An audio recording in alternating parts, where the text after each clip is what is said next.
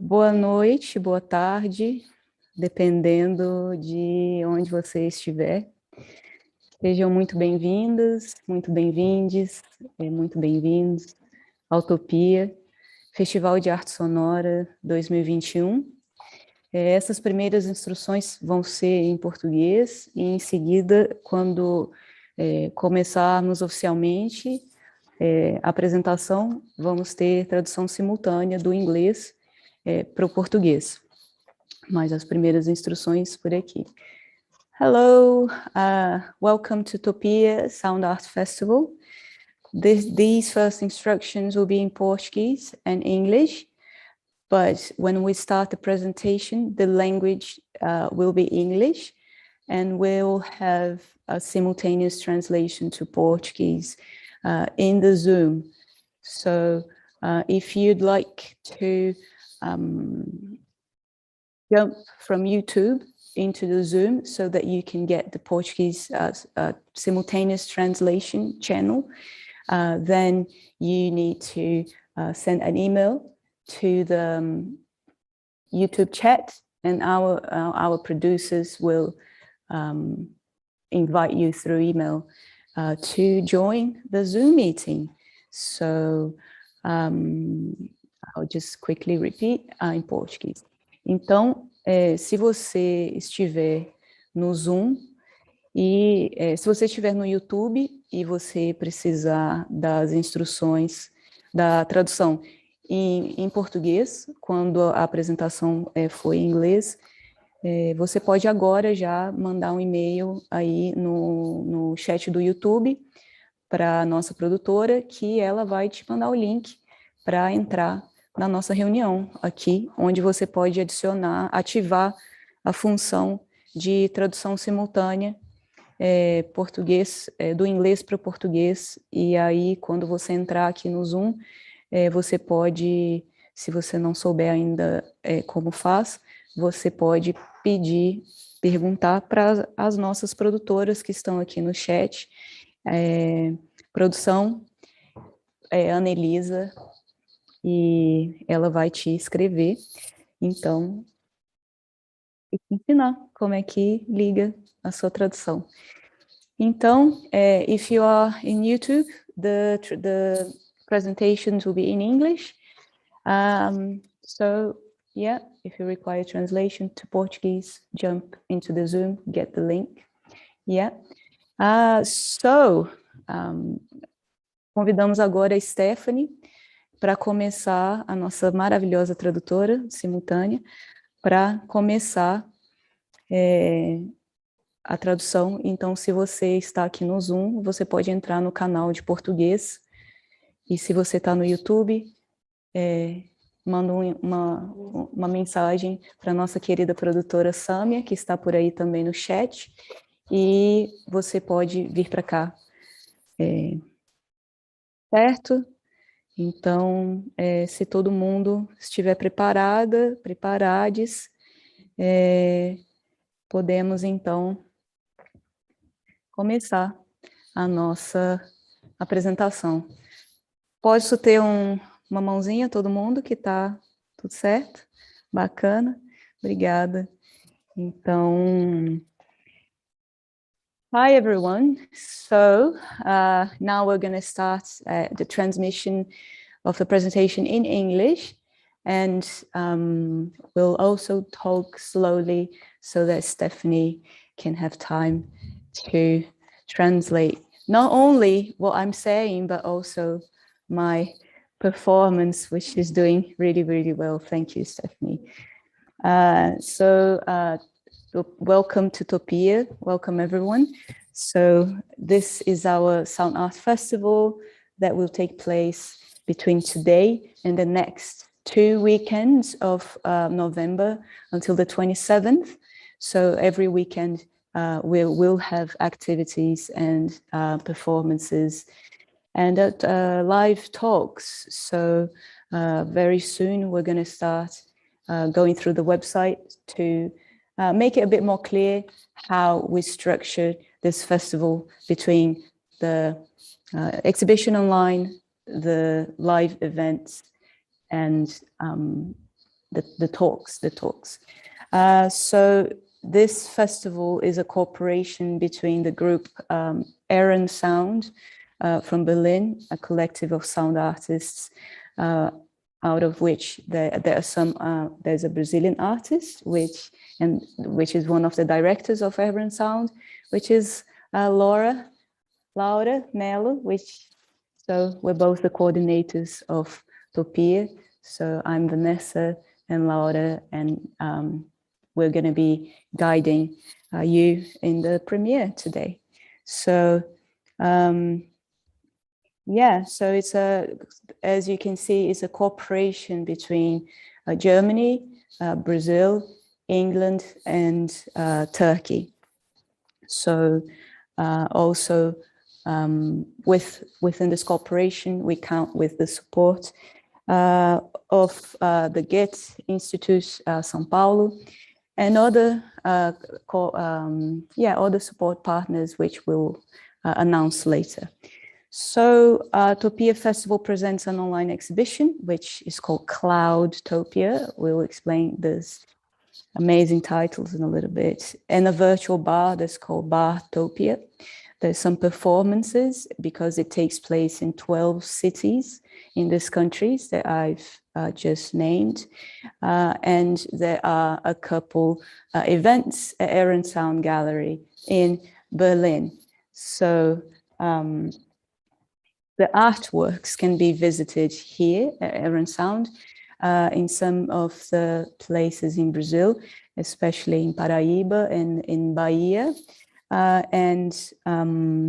In addition to the 11 commissions that we have in the festival, we also invested in a knowledge exchange pilot workshop on improvisation methods and the residency program, both for women and women's in 3 different countries. So we'll talk a little bit more about that later. And also after today, the presentation, our residents are going to present after our talk. So in about 45 minutes, we'll have, we're going to watch the residency mini documentary and then have the residents talk to us too about their projects. Lastly, the residency is also a partnership with Soma Humor too, which is the second Latin American encounter of sound art, which took place in October just now. So yeah, lastly, in an effort to leave behind some of the kind of stiff and formality of sound art conferences, there'll be the bar where every Saturday, the next 2 Saturdays. So I will now share the microphone with Laura now, that will speak a little bit as well. Thank you.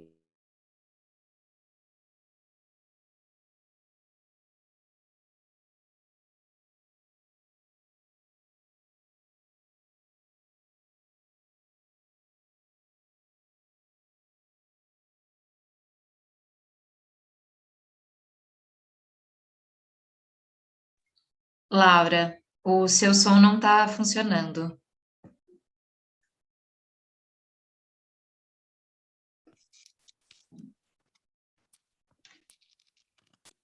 Am I? Oh yeah, I'm sorry. My headphone just died, but it came back. Yes, again, thank you, Vanessa, for this presentation.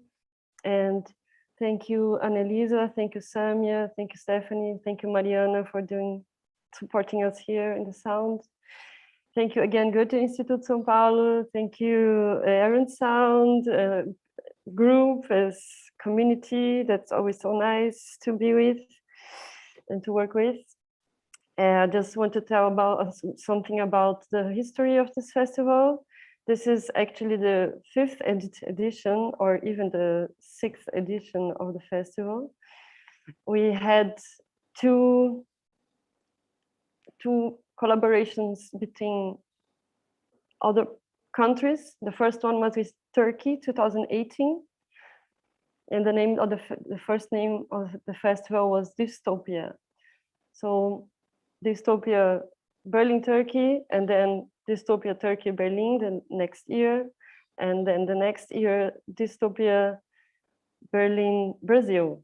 And that's where our seed came out for this project here, because we had an online showing where we invited 12 artists to contribute. And from this group of artists, we had meetings and we had a symposium. And from this symposium, we just thought there is a lot to talk about Brazilian sound art. And so let's make the continuation. And due to the conditions of the pandemic, we could make this hybrid version. So we have here in Berlin in this gallery, and we have something happening in the northeast of Brazil, Paraíba, and also in Turkey and on the streets, and in Brazil from Paraíba to Rio Grande do Sul. And and we had this kind of, Vanessa we had this kind of dynamics on the structuration of the festival, and I think maybe you can just a bit.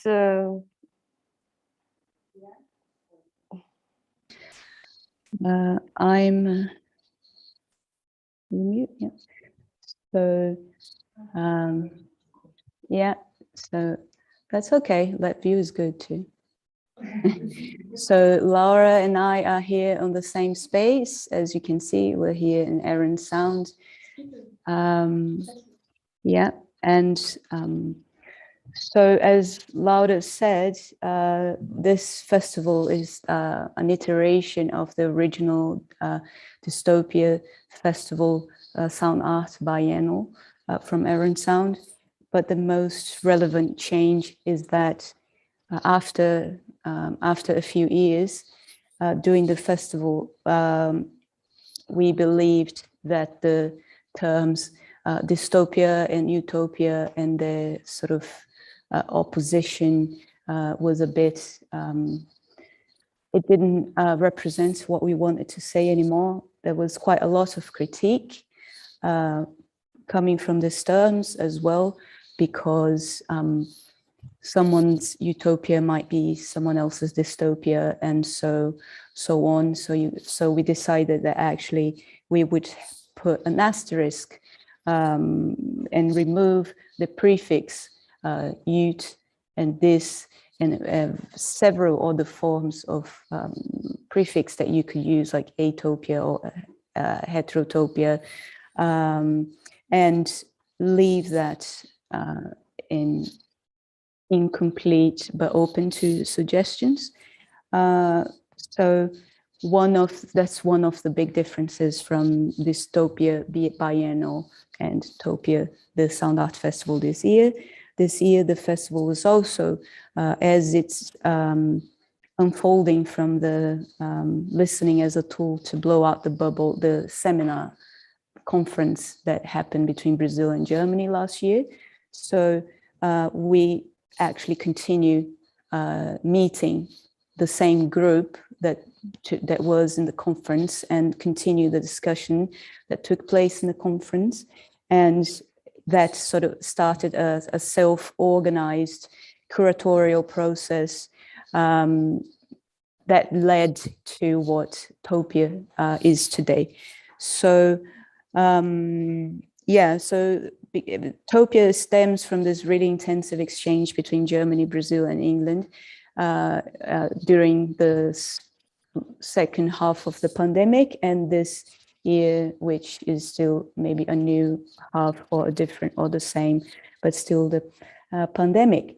So that's how, because there were several artists working in the curatorial process, we also got to a point where when all artists are working together in a curatorial project, And then unless someone jumps into the coordination and then start doing spreadsheets and start organizing the actual form of the festival, then it stays on the conceptual abstract level.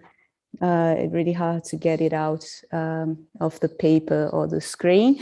So we did a series of collective design sprints, murals online, where everyone participated in different sprints that we met.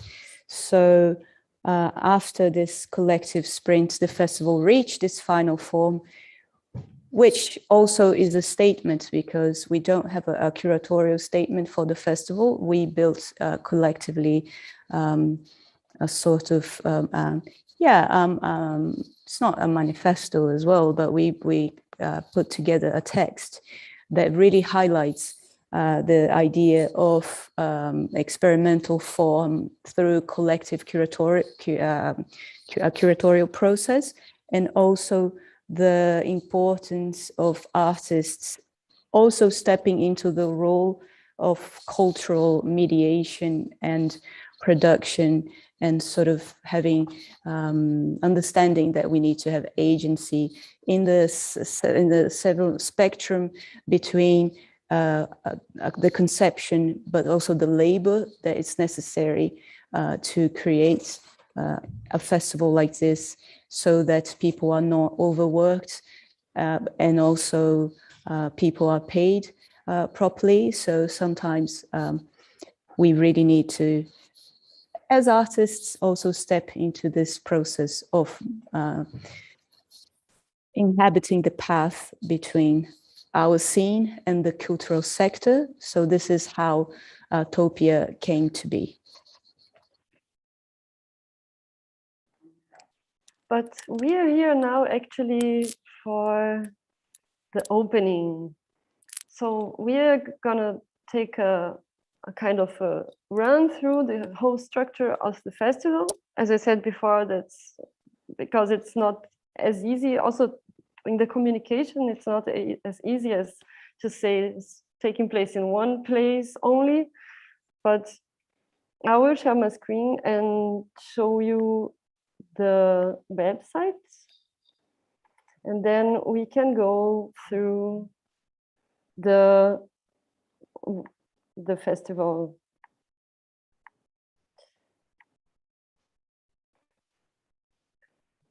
This is our website. As you see here, we have a tab named Events.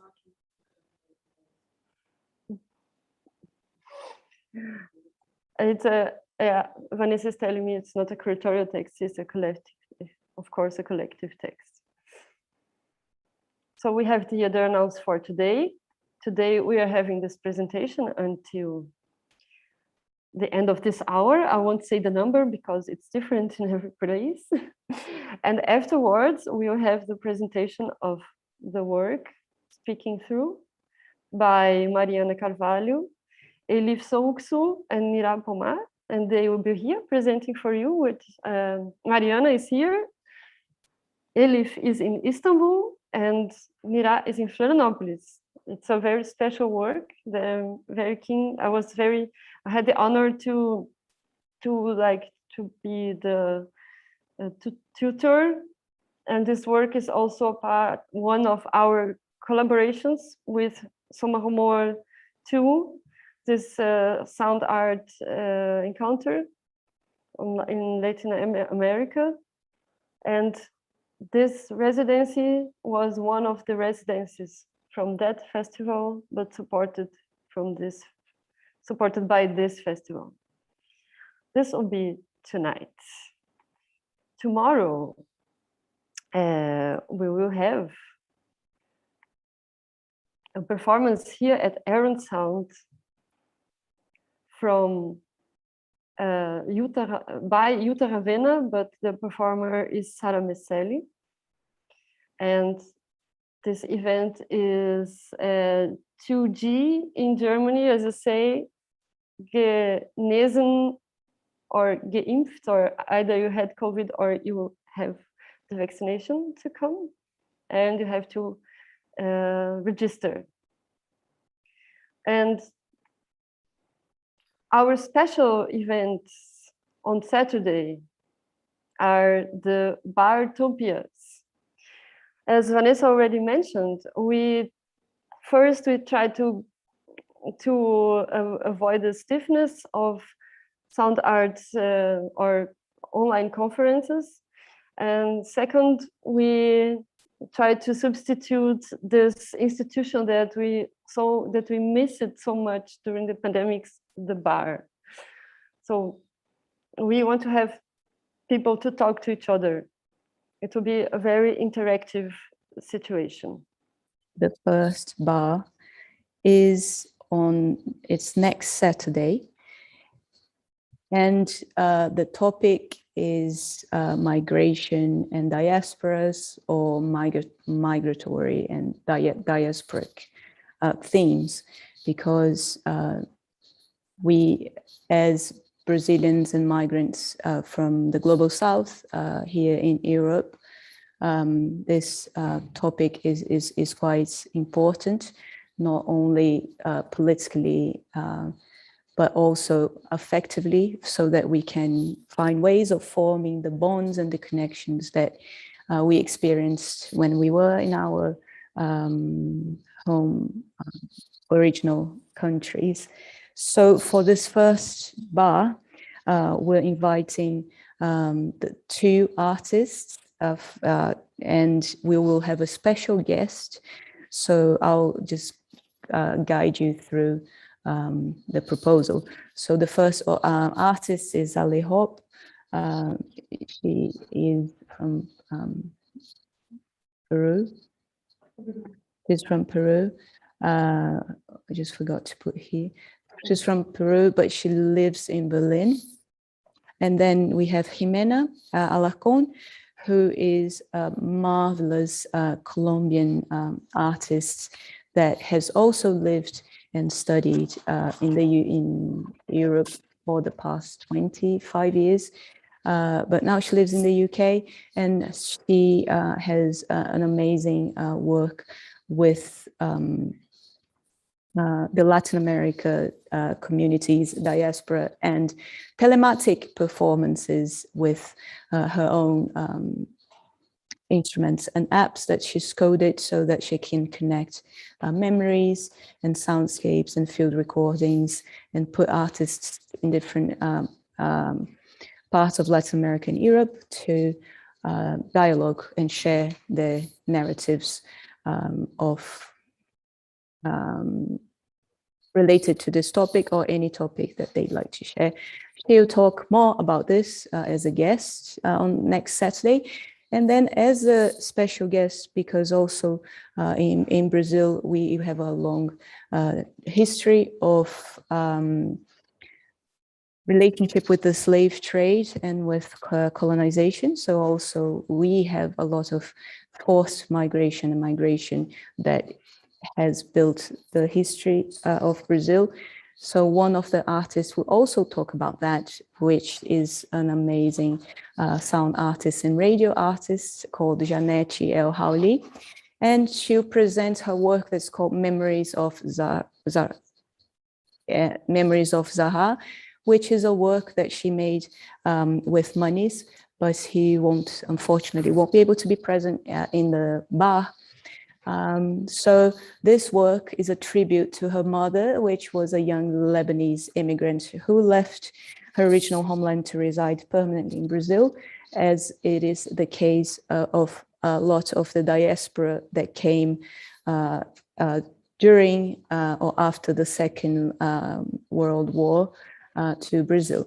So that's one of our bars. We'll be discussing this topic, and the artists are invited to actually look through our website, and take a look at Cloudtopia, which we'll explain in a little bit, which is where all the works live, and where the exhibition of the 11 commissioned works, actually the 10 commissioned works plus memories of Zara, and where they live, and where we will actually guide you through some excerpts of the works in a little bit. So the artists are invited to use the works of the website to generate a provocation or discussion, but there will be no PowerPoint presentations or research presentations, and we will have all the artists of the festival are invited to be in Cloudtopia, in the bar, and you can also participate in Zoom, in YouTube, it will be streamed, and also with simultaneous translation, so you can also jump from YouTube to Zoom, if that's the case. And then lastly, the second Boteco, which will be on the last Saturday of November, we will discuss also a topic that's really important, I suppose, for all of the community, the scene and our field of sound arts here, both Latin American and the diaspora and migrant artists like ourselves. So the topic will be the role of artists, audiences, and the visibility of sound art festivals, both in Brazil and in Latin America, or Latin American artists in Europe. So,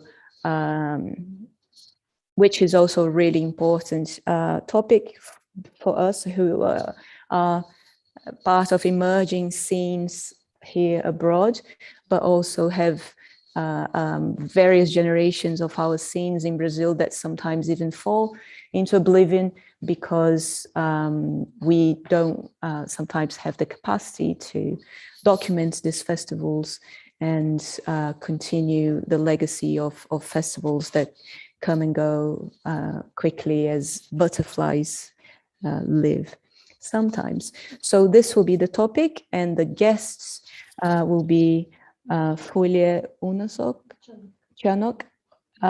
which is an artist from Turkey, and then Marcelo Lucatelli, an artist from Brazil that's in Denmark currently, and Sonora Música and Feminismos, Music and Feminisms, which is a collective of artists spread across Brazil and abroad, that will share the experience of over 5 to 6 years forming this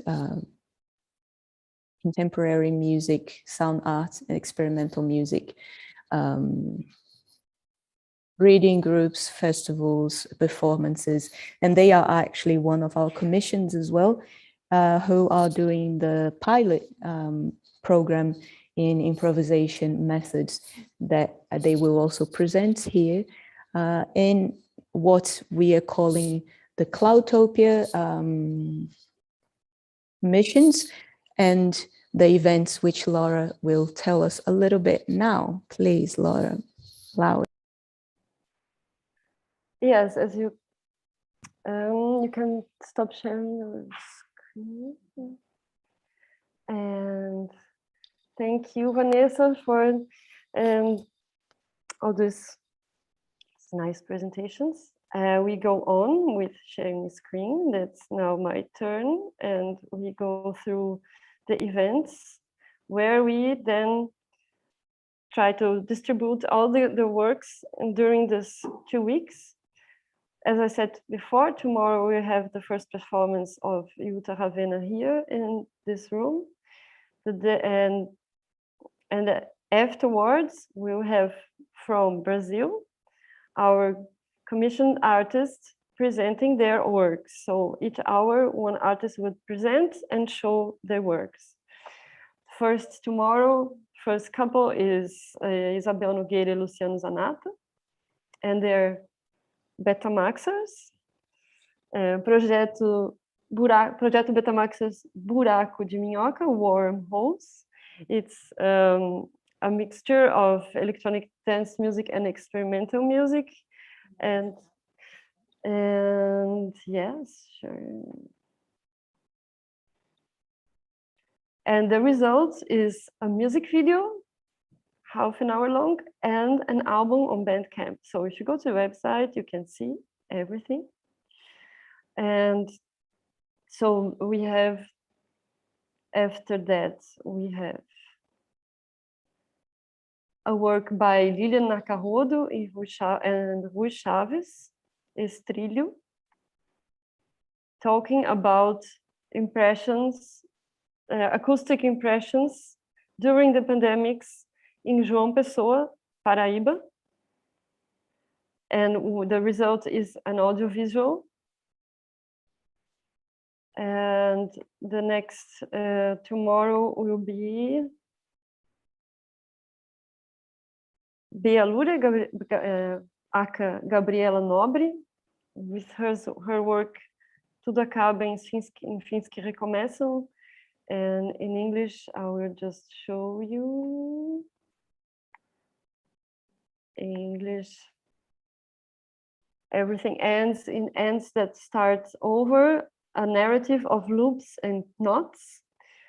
A work based on a book by Donna Haraway, and I think the ones of you who are familiar with Donna Haraway will kind of see especially this work, which has in the title the word trouble. And Gabriela has made a wonderful poetic audiovisual poetry, let's say, that we will be showing tomorrow. She cannot be there, unfortunately. And continuing on the 31st of November,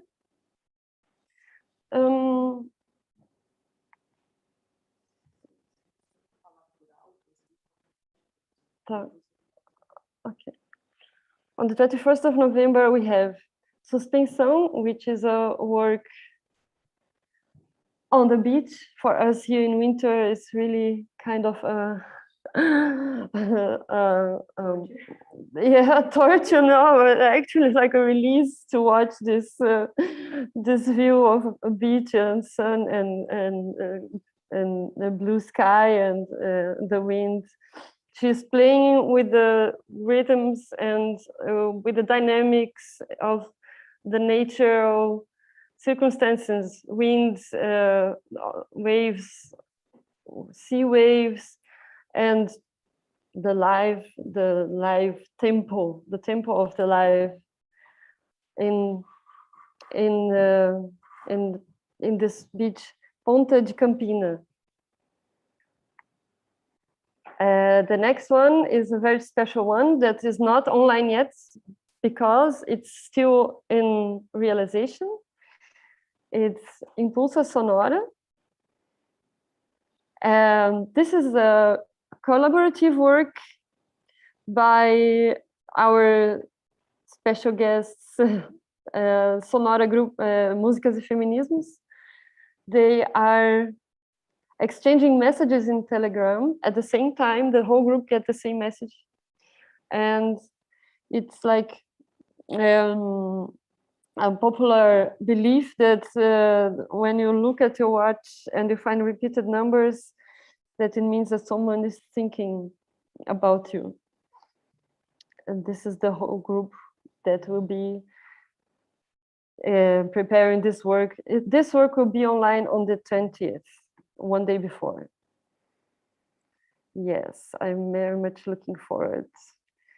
Then we have by Sonatório Sound Capsules, which is a kind of sound guerrilla in many cities in Bahia, in the state of Bahia, or the region what we call Recôncavo Baiano. On the streets, you will find this QR codes, and then you will be able to hear some sound capsules. And the sound capsules are filled with affective memories based, and the whole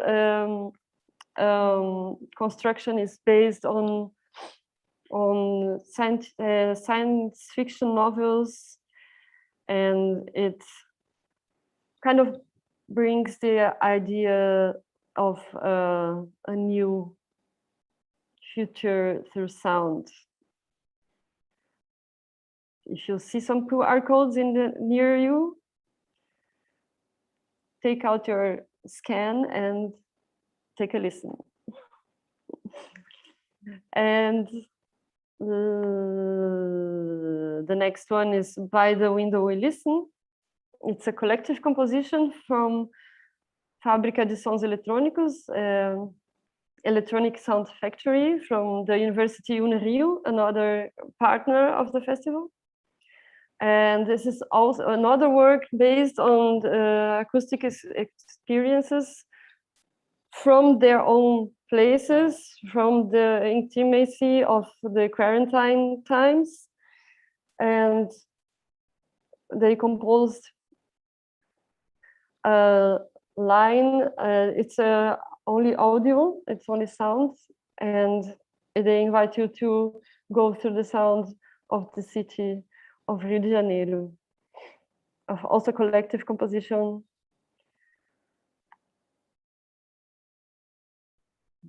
Last but not least, here we have Topia. And I can say Topia is a typical quarantine corona work made through internet, recorded, edited. It's a concert, an improvisation concert by Topia by Peter Rocha and Nas Nuvens Paulo. They met on the internet and they present here our their sounds playing with the resources of the technique resources from the internet devices, including feedbacks and all the kinds of different connections that you can establish through internet to play music. And that is pretty much the program of our Nuventopia. You can see this website every time I refresh the page, you get another order of works. This is a concept that is not giving preferences for any artist. Nobody's on the top, always on the top. Everybody has its place someday. And with this, I can give the word to Vanessa again. Thank you, Laura, for this wonderful walkthrough our Cloudtopia and website. So I'm quickly going to share the screen again as well. Now that we've been through the page and the commission works and the events, we're just going to talk a little bit about some of our impressions from an experience of actually watching all the works and also the meetings that we had through this time. So and just would like to reiterate that whoever is on YouTube watching or on Zoom, you can prepare some questions or some comments if you wish, because we'll have time for a little bit of conversation after if So our main perception is that most of the commission works, or because Memories of Zara, which is the radio art sound documentary piece from Jeanette and Maniz. So that one is from 2016, and that is in Topia because it's a special homage to these amazing artists, which all of the generations of sound artists from Brazil came to really appreciate and be inspired by. So except that one, which is really relates a lot to the topics that we are going through right now, but all of the other 10 commissions, they do still they have quite an intense presence of the pandemic times. So all of them reflect somehow the experience that these artists were living in the different places, but because they've been commissioned and these works have been made on the past 2 months or so, it's not that same initial pandemic response to sort of fast response to the production of audiovisual artworks. They are very older works. They bring some very intimate relationship with the artists that the artists had, both with their working partners or their cities where they live, and this new in-depth explorations, which maybe before there was not really time in the routine of work, of study, of busy routines that everyone had before the pandemic. So this can really be seen, especially for the people who know the works of these artists, because there's also, it's an intergenerational cohort of artists. So there are artists who have been in the scene for 20, for 30 years, and now they are professors in universities, and they are really busy and wouldn't have time to make new works if it were not the times that we live in right now. So these artists displayed quite a different language to the works that they used to have before, which is the case of, like we said, Beta Marx's. Let me quickly go through Cloudtopia.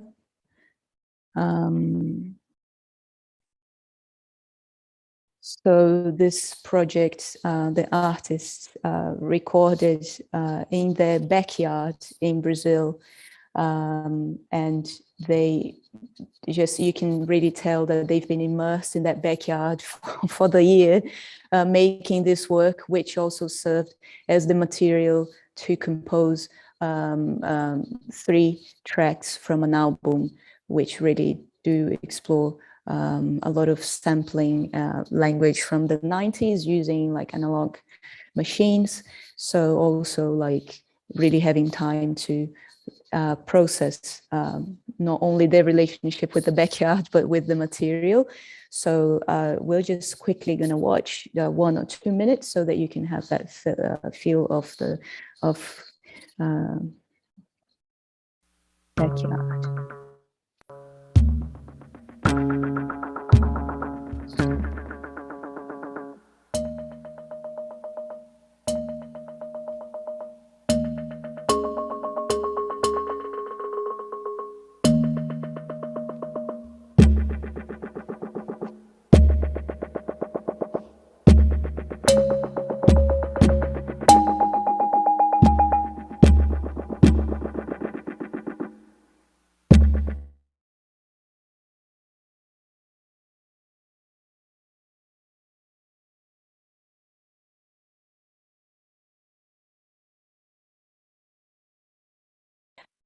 So that is, for example, one of the works, and these artists produce quite a lot of electronic music and algorithmic compositions. So I suppose it's quite new for them to spend that much time with the equipment in the backyard as well. So our work, so that's one of the characteristics of the works.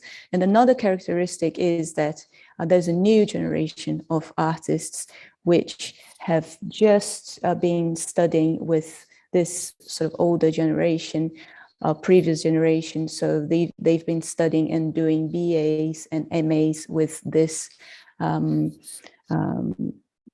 previous generation of sound artists from our generation that stayed in Brazil and that's building this academic but also really intense knowledge exchange.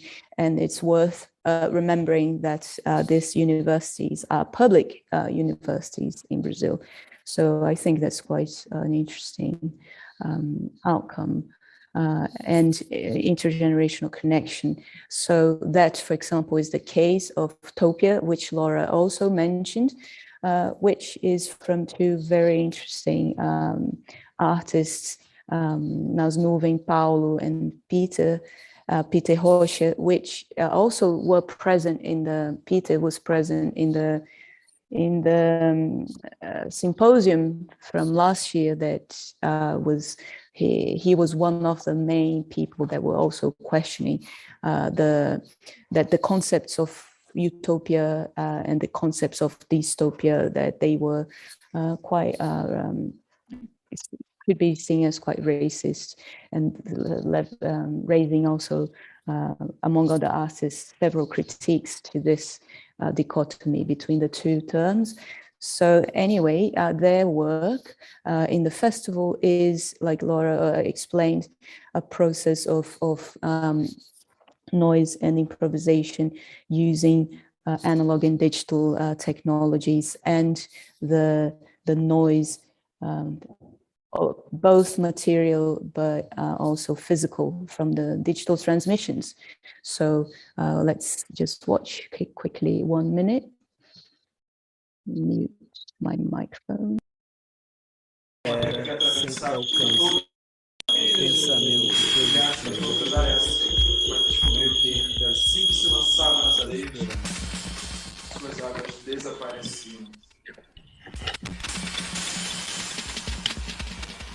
No entanto, estava convencido de que era seu destino cruzar.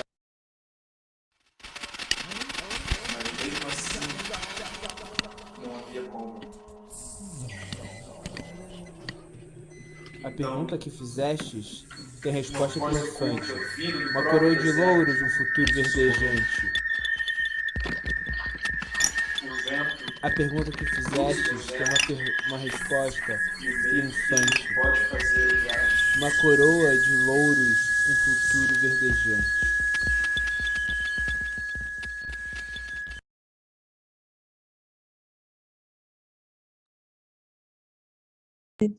Yeah, so that's also another characteristic, and another work that's really important, because one of the concepts was of the collective curatorial process was also a phenomenological aspect of listening, which is the construction and signification and re-signifying and deconstructions of whichever point experience that you, the way that you listen through the work that you do.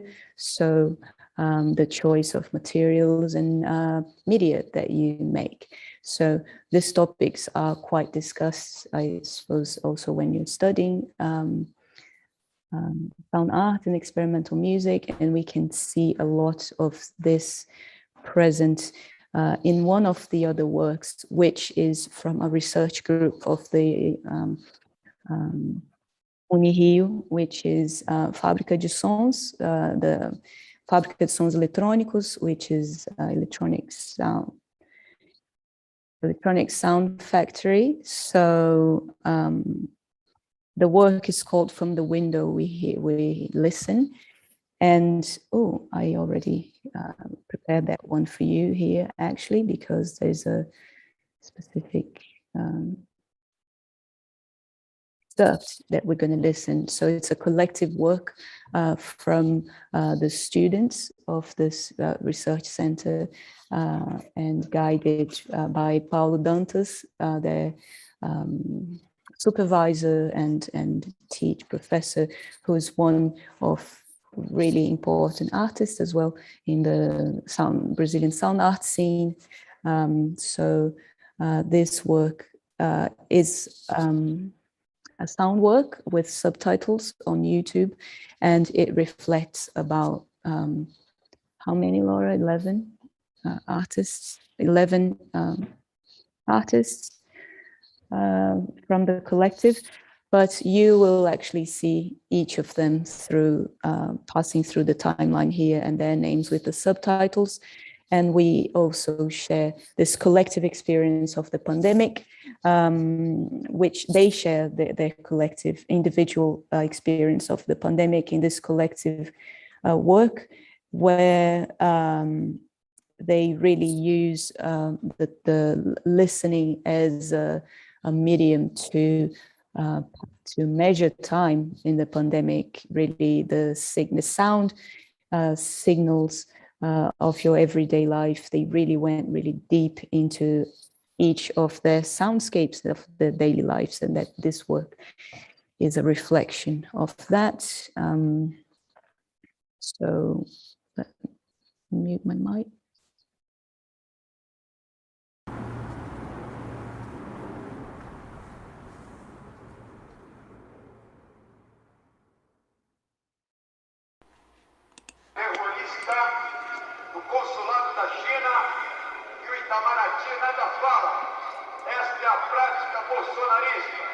Jogar molotov, queimar o prédio, jogar bombas nas embaixadas, é o governo da destruição.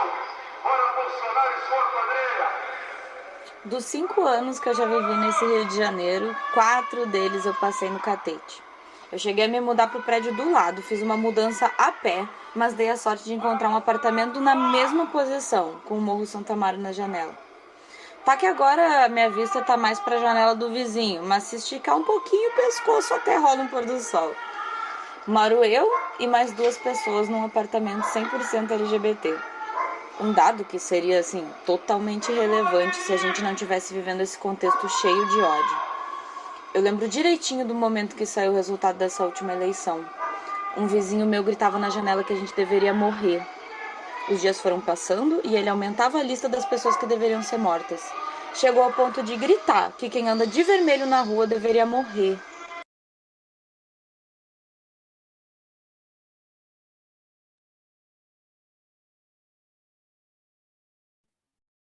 So this is really a mix of field recording and sound journaling, really overlapping and being on equal importance. And this work is not afraid of the presence of the individual, the agent of the recording, really. So it's quite interesting to have that mix of field recording and journaling. Cool. And lastly, I'd like to just share one of the other works which Laura also spoke about, that reflect yet another characteristic of the pandemic, which is not only people exploring the digital environment, exploring being at home and their soundscape being locked inside the house, but also people being in different locations and using like technology like geotagging or QR codes and maps to connect local actions in different physical spaces, linking to one common virtual space. So, for example, sound capsules from Sonatório, they are in, I believe, 7 different cities in Bahia. They all are also from a group of teachers and students from the University Recôncavo da Bahia, which is a sound art and multimedia, not new, but like one of the recent BAs and MAs that people can study sound art and multimedia in Brazil, which is quite a new step of the last decade only. Anyway, this from the 7 different locations in Bahia, it is really important to say that this is out of the main X of the southeast of Brazil, which is the Rio-São Paulo sort of axis and bridge, which is mostly the sort of center where a lot of the works and artists are located. So this is a work that's also from the north and northeast of Brazil. So they spread these different QR codes in their different cities, which all link to different sound capsules in a platform which was coded in P5JS, and they use the QR codes to access the platform, and then you can choose the different sound capsules, which are, again, this idea of messages in the future from the past, which are the present. So just to close, this idea was something that we chose. Another reason why we put the asterisk in front as a prefix to the Topia, because we didn't want to signal a specific time in the future or in the past, or a specific way of thinking about your Topia. So so with that, unless Laura wants to say some closing words as well, we will go on to a break. So Laura will say some words, and we're going to go to a break and then come back to watch the residency documentary from Mariana, Elif, and Nirah. So thank you very much for watching, and I'll see you soon after the presentation.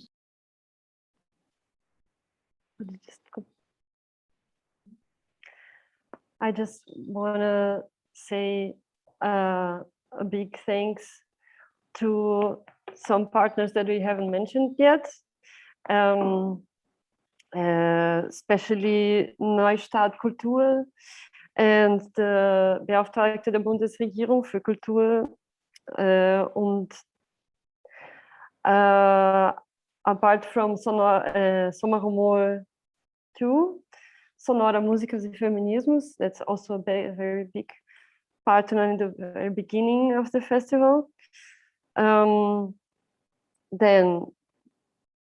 Unirio, UF, UFRJ, Universidade Federal do Rio de Janeiro, UDESC e a Universidade Federal do Recôncavo Baiano. That's our partner universities in Brazil. And with this, I thank you so much for watching, and then invite you to go along all the works, take your time, enjoy, and we see maybe at the bar, and stay with us, because after this break we will have the presentation and the documentary film. If there's questions, you have the possibilities to write on the chats, either on YouTube or here on Zoom. We are not closing the session. You just can stay in the session. We will come back in 5 minutes. Okay, see you.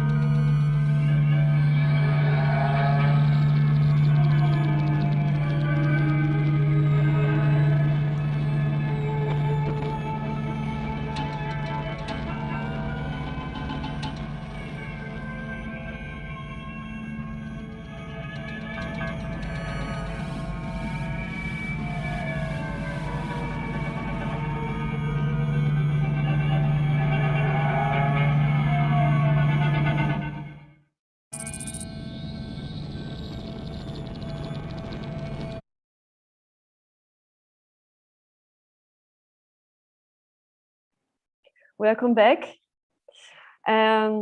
We'll watch the first work of this festival. It's a documentary of the performances, 3 performances made in 3 different cities: in Istanbul by Elif Soğuksu, in Berlin by Mariana Carvalho, and in Florianopolis by Nirah Pomar. This was the co-curation residency with Soma Rumor 2. And I had the honor to be tutoring them, but actually the work is by them. And now we watch the video, and afterwards we have a quick artist talk with the 3 artists that are here online, which is a great happiness for us. And after that, we open for questions and exchange with the audience. I wish you a nice experience.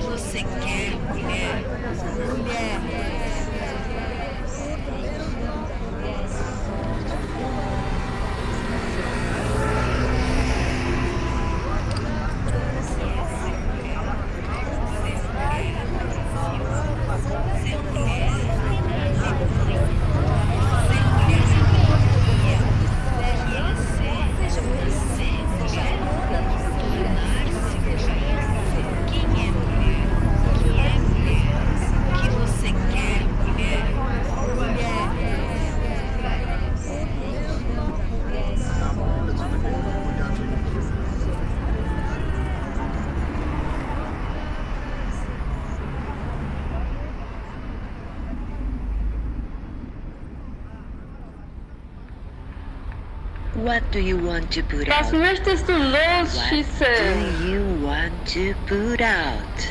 What do you want to put out? What do you want to put out? Was möchtest du loswerden? What do I want to put out? Put out my thumb for a ride. Put out my leg if my thumb doesn't do the trick. Put out sex as an offering and be called a slut. A girl that puts out too much. What do I put out with? What do I put up with? I don't put up with as much as I used to. I think I know myself a little better now. I just woke up.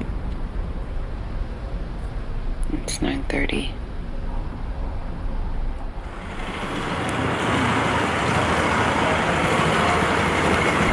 Am I supposed to go?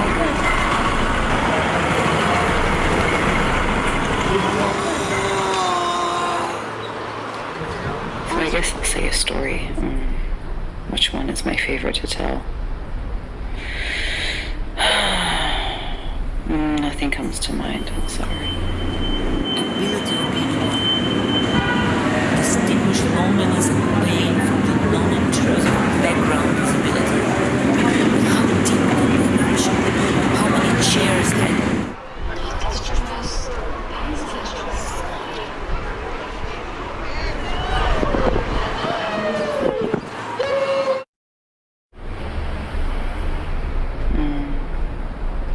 I guess just a friendly.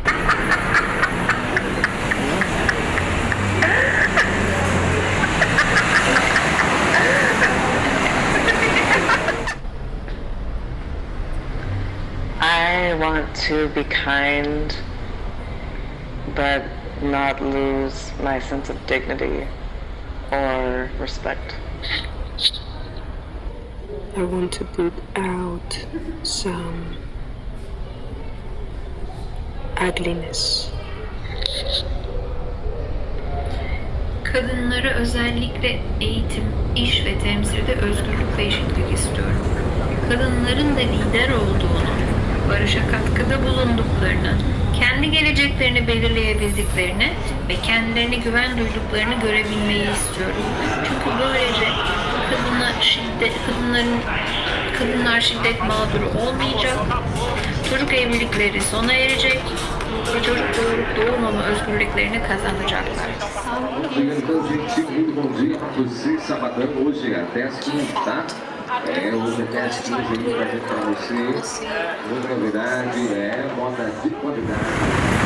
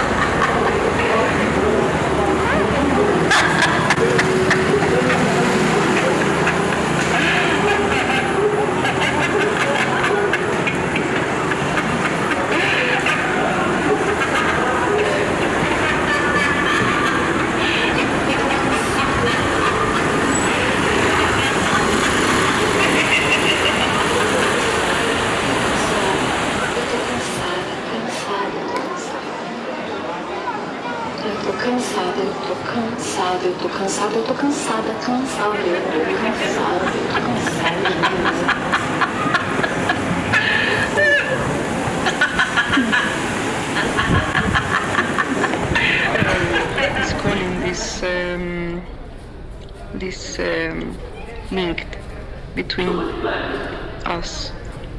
But I don't know who is in front of me, who will be, or who my voice will reach. But I guess that I'm going to invoke that.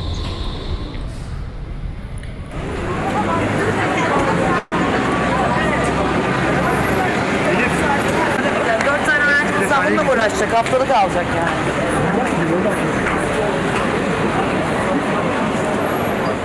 Y yo me siento igual positiva y tengo también esperanza en el futuro y esperanza en que también mi presencia como ser todo femenino va a traer cosas buenas también a mi entorno. Entonces estoy como en una etapa de trance donde en realidad estoy disfrutando de cada textura y cada cosa que va llegando.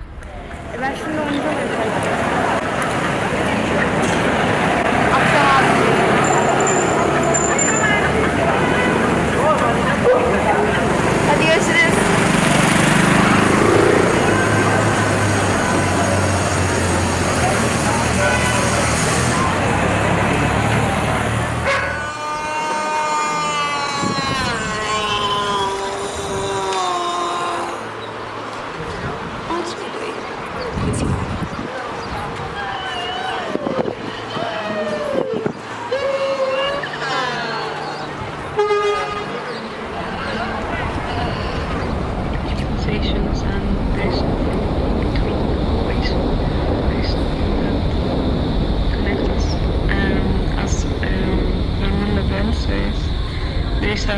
Some kind of sense of togetherness in this sound, so I'm going to call this togetherness in order to generate this calling, this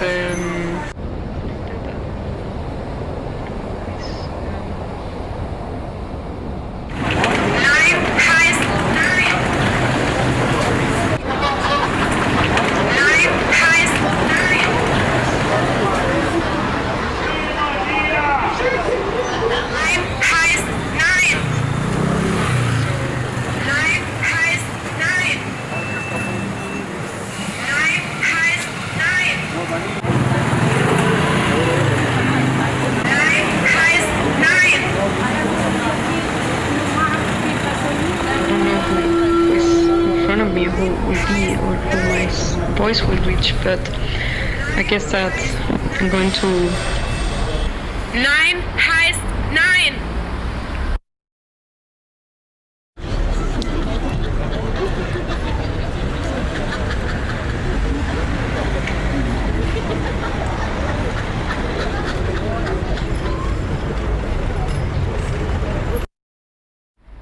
Хочу дышать свободой.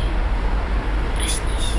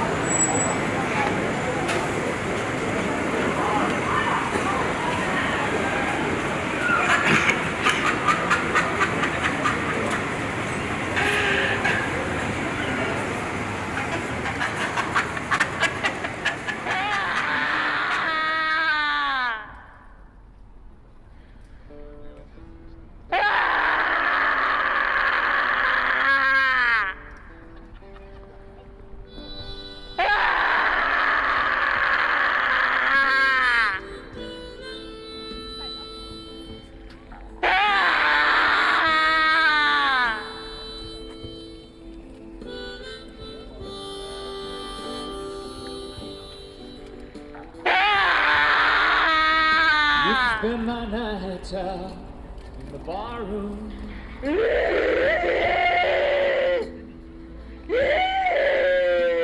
was the only love I'd known.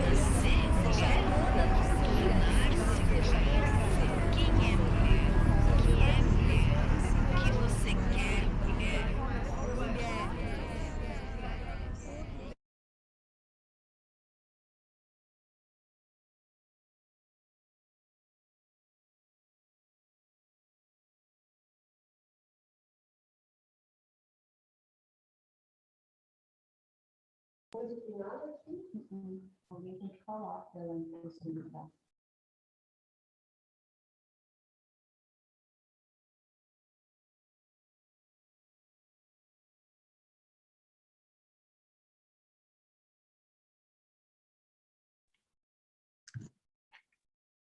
Hello, I am Mariana, and I'm speaking through Nirah from Berlin to Floripa. And I did my performance here in Berlin at Capsules with the help of Laura Mello and Michelis. Laura is our tutor, and they were helping me with the camera setup. And yes, it was very interesting because I could notice that although like Coty is a very kind of central place and very full of people and movement and stuff, so that's why we kind of chose this location. People there, at least here, like they are super used to art stuff, to performances, or even to very weird things happening. Like Coty is the most chaotic place, I would say, one of the most chaotic places in Berlin. And then, yeah, so therefore a lot of people didn't really react, or like they ignored the action. But of course, it was very interesting to see that, and also to see some things that popped up, such as, I don't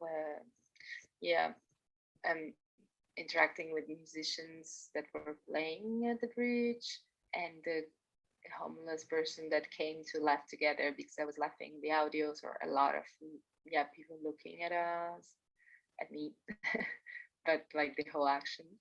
And I think it was very interesting. Of course, it was very, very noisy, and sometimes you couldn't really hear the loudspeaker because of the cars and the train when it would come, like the U-Bahn. So this was something also that, I noticed. But I think even though it was very interesting, I mean, nobody actually stopped for a while to really listen. People were more like a bit afraid of approaching and like passing, like really listening to the things. But of course, laughs and shouts and words were really different, and they had different reactions as well. It was very interesting to see that, and I think I'm quite happy, although I would change a lot of things because it was the first experiment. But I think it was we succeeded somehow, and yeah, for me it was a very interesting experience here.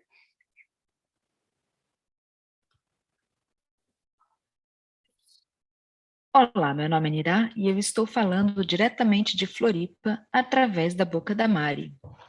Primeira impressão: fui para o centro no sábado de manhã, centro de Florianópolis, depois de uma semana inteira de chuva. Hoje deu uma estiada, mas tinha muito vento.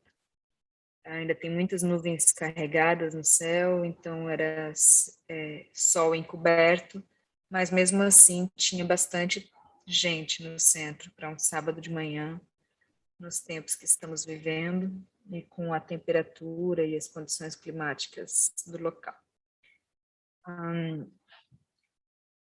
Quando eu coloquei os áudios falados, por mais que eles estivessem num volume, numa intensidade bacana, as pessoas olhavam, mas tentavam desviar o olhar ou passavam direto.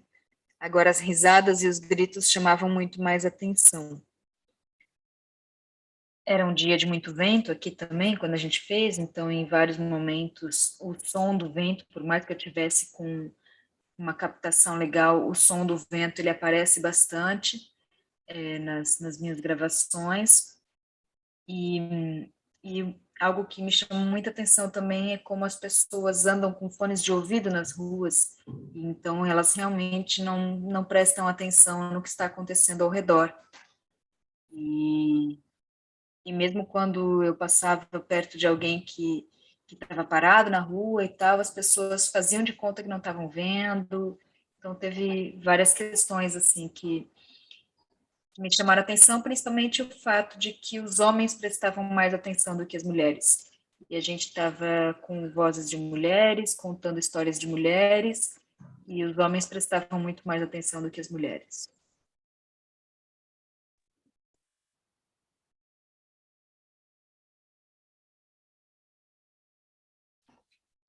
Hi, this is Elif. I wanted to say a couple of things about the residency. For me, the most valuable and the most important thing about the residency was to know Nirah and Mariana, because during the process we shared a lot of things together, our interests, our perspective, our influences, and etc. So it was really intense for me to know them and to to know them basically, and to know their artistic perspectives and their tastes. So it was really eye-opening, and I really broadened my vision. And about the performance, I did my performance in Istanbul, in the middle of Taksim and İstiklal Caddesi. So İstiklal Caddesi is the central square of Istanbul, so it is a spatial conflict area historically and politically. It carries the joy, sorrow, and anger. You could feel it. It has its own dynamic in terms of many things. And so I started, I knew that this performance will be a bit problematic if I perform it in the middle of Taksim. So first I started performing in the side streets in Cihangir, and afterwards I stepped into İstiklal Caddesi, and after 5 minutes of walking, some undercover police came to stop me, and they asked me what I was doing and what I was recording, and they wanted to check the files, and it was really terrifying for me, to be honest. But I did manage to get out. But because of this concern, I didn't want to play verbal voices, verbal audios anymore, because they mean something, and I didn't want to put myself again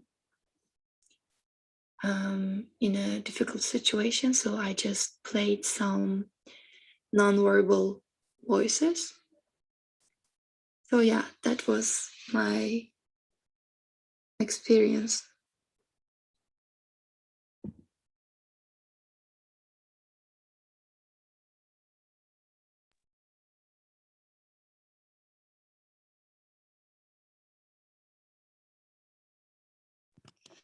Thank you so much.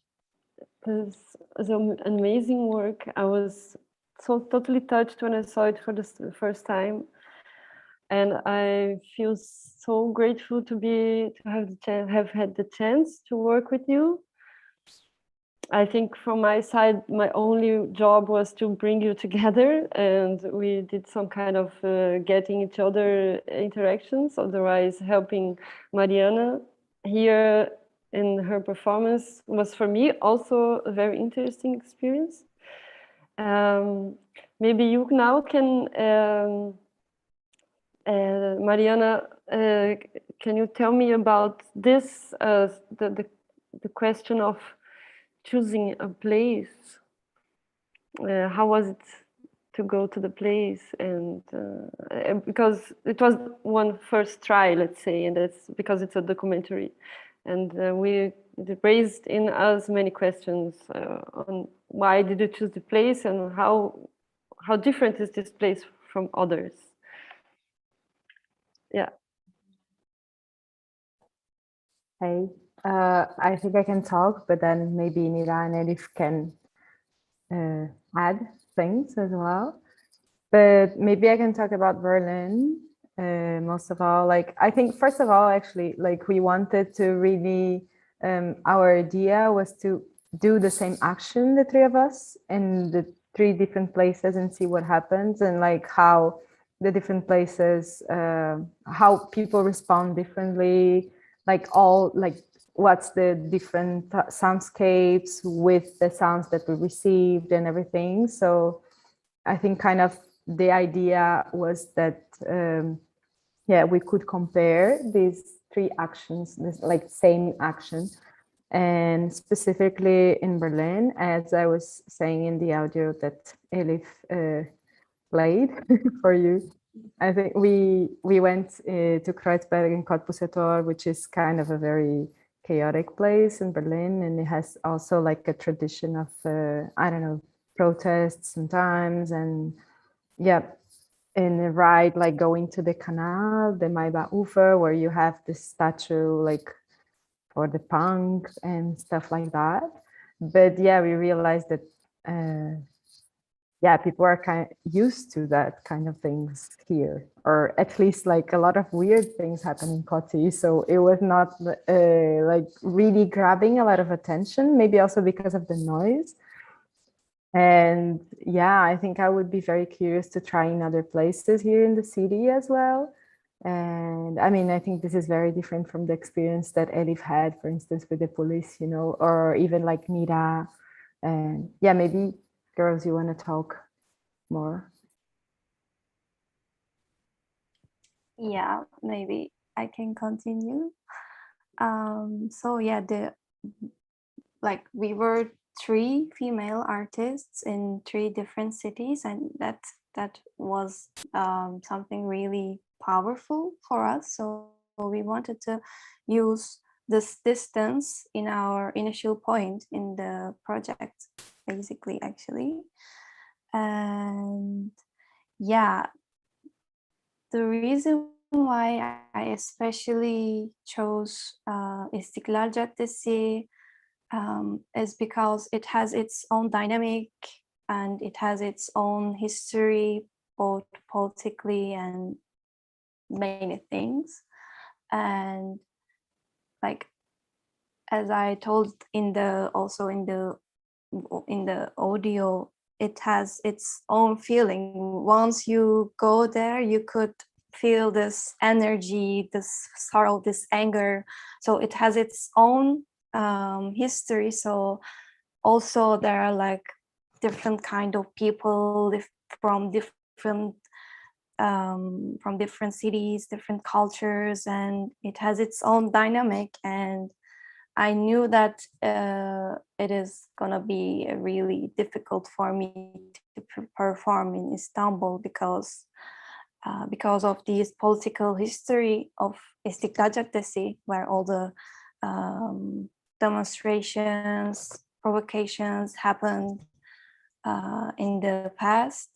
So I knew that I was gonna encounter with the police, and I knew that I was gonna be in some kind of difficult situation when I performed there. So it was a bit, I was a bit frightened, I would say. So first I started performing in the side streets, and once I felt like, okay, now I can go to İstiklal Caddesi and see what will happen.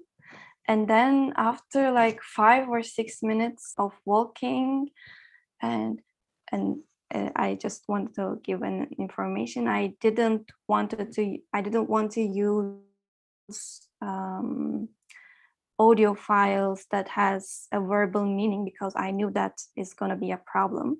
So I wanted to choose only the voices, like laughing or just screaming, just like not verbal, non-verbal voices. And it's already affected my performance and the final work. And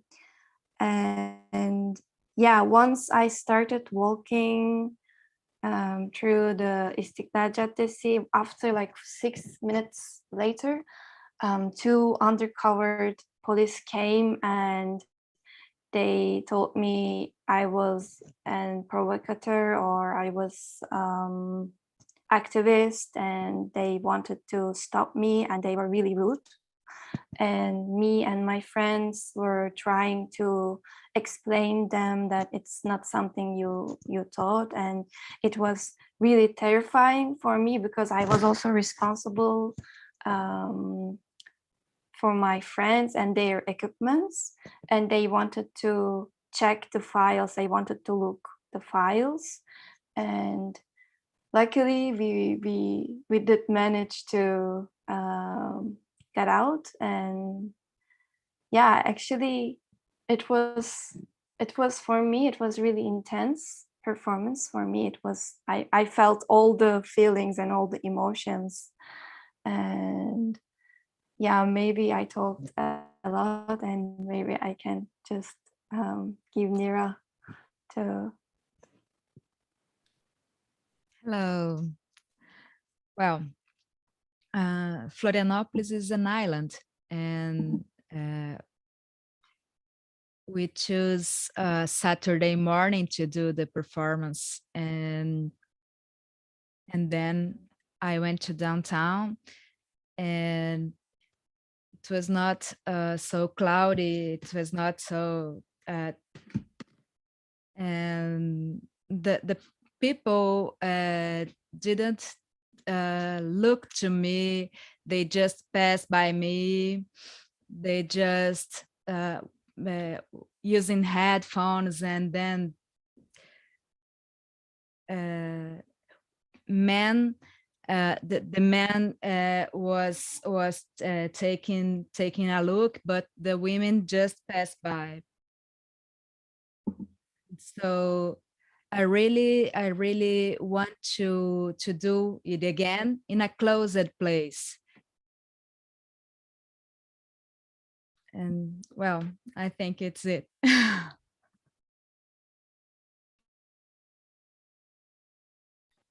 Nirah, what kind of closed place you mean?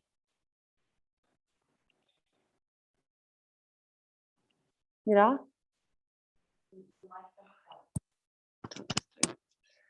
Nirah, can you hear me? Can you hear me? Yeah. Nirah, I wanted to ask you now. Are you hear me? No?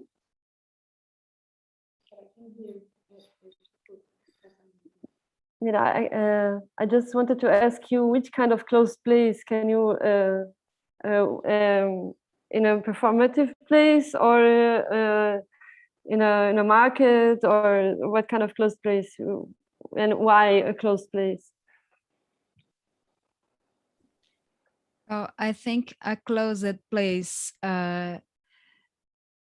people can take a look in, because in a open place, people are with the, I don't know, with how can I say, I think in a closed place it can chama mais atenção, I don't know.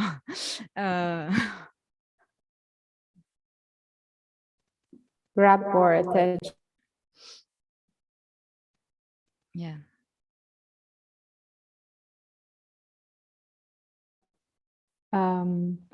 Yeah, I grabbed more attention, no, in the closed place, because I also thought the same here. Like, how would that be if we would go to the metro, for instance, no, like inside of it?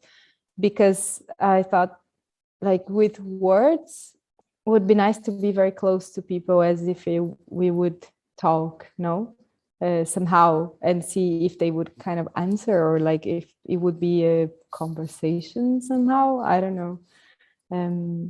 Because the shouts were quite sharp and radical, no? And then people were like, wow, what's that? No, that's something else, crazy, no, scary.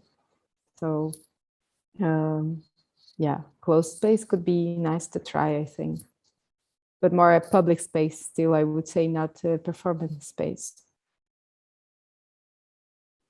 Yeah, I also agree. It was really hard to make the voices sound in a crowded place and take the people attention, and it was hard to make them listen the voices. So I also used a lot the laughing sounds and screamings and the voices that are more like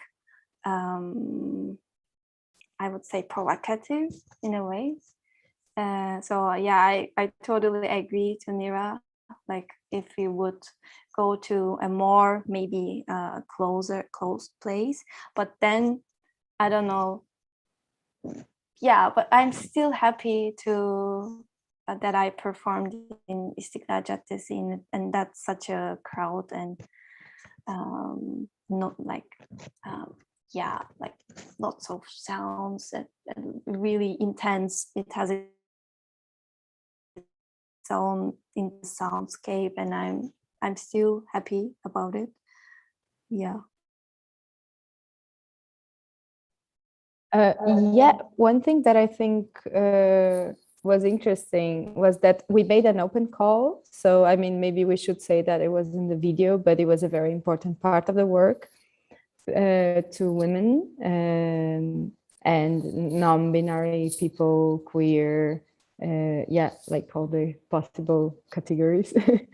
And then yeah, we received a lot of things, and I remember like some audios, like very, very strong audios of people talking about abusive situations that they yeah, ran through their lives, and really like putting that thing out. And I think this was like super strong and heavy, but then for me was a challenge to how to put it in the public space. No, I mean, so people can listen this very intimate thing. And I think this was our goal somehow, to like put these very intimate messages that people would record in their homes. When you know that, I mean, you know, this is going public, but you are alone at where you feel comfortable to record. And then this is like made public in the city, you know. I think this was a very important aspect of the work that was present. And yeah, and the amount of very powerful and strong audios that we received, I think kind of attests that. Also, together with the video, we have a SoundCloud where we put some of the audios. And yeah, so you can actually go and listen to that, because I think this process is a very important part of the work, not only the video, the result video of this like 3 months residency. Yeah, and also maybe we could also mention the idea behind of using our bodies as an interface. I think that was also a big, a really initial point of our work. Like, what are you thinking about this thing? Maybe we can just talk a bit. Should I start? Or yeah, I mean, when I ask myself what is an interface, it is a connector between different mediums, no, and between not only mediums but different things that it interface. It just connects different things and make them interact and make them meet, basically. So we wanted to use our body as an interface, as a connector between the voices, between the places, between language and many things. And that was like voices were sounding through our bodies, but our bodies were also listening the voices. So it was really an important point for us. So our body, we were present in the public space with our body, with the voices we had, and we were like sounding them in different places. And I don't know, it is a really for us, it was really an important figure, important concept in our project, giving bodies, giving bodies to the responses, basically. Yeah. Probably I would have more to say, but like we are in a life situation.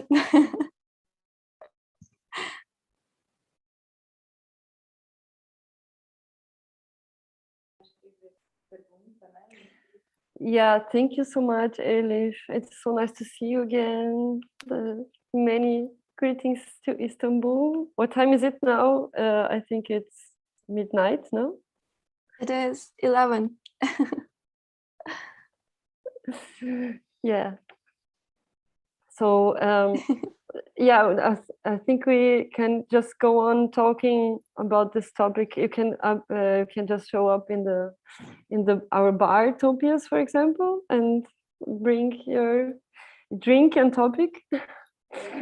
And now I think we can open for like a 10 minutes questions rounds. If anybody has any questions, we are here.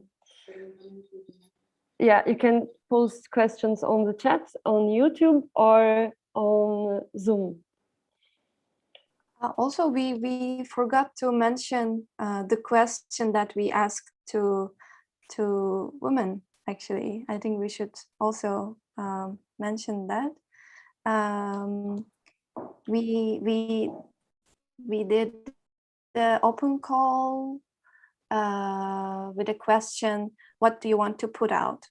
And we wanted to have only one. I think it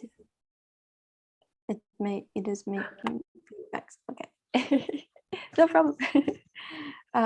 Yeah, we just wanted to ask women only one question that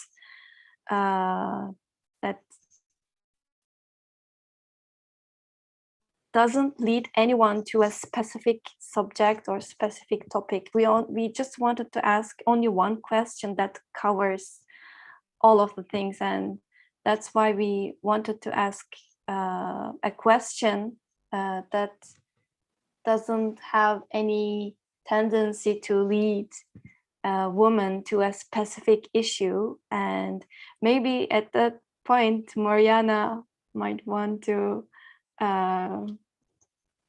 add something, because it was, I think, her idea. So maybe you can continue.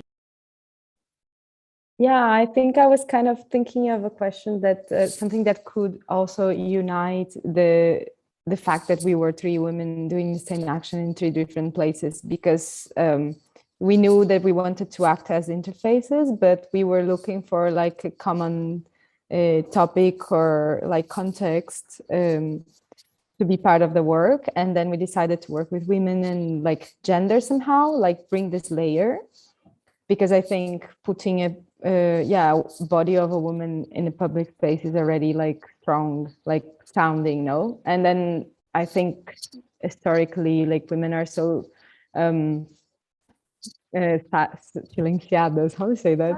Silence, yeah. And I think we keep a lot of things that we don't say, and like I was thinking about that, no? So maybe this question is also in Portuguese. It sounds botar para fora, because botar para fora can be like you put outside your monsters what is like kept, what you want to vomit, everything that you kind of want to get rid of. It can be like cathartic. It can be like an abusive situation that you kept for a long time, or I don't know, anything. So I think it was kind of the idea to leave it very open. And of course, we didn't know what we would get as answer. But yes, this is what I would add. Thank you so much. Thank you, Laura, Mariana, for the amazing work in the gallery here and all of our support. Thank you, Vanessa. Thank you, everybody. Annalisa, Stephanie, and Samia for the support for this Zoom and the great support. And social media, our social media supporters. And we see tomorrow. same time, same channel. See you. Ciao.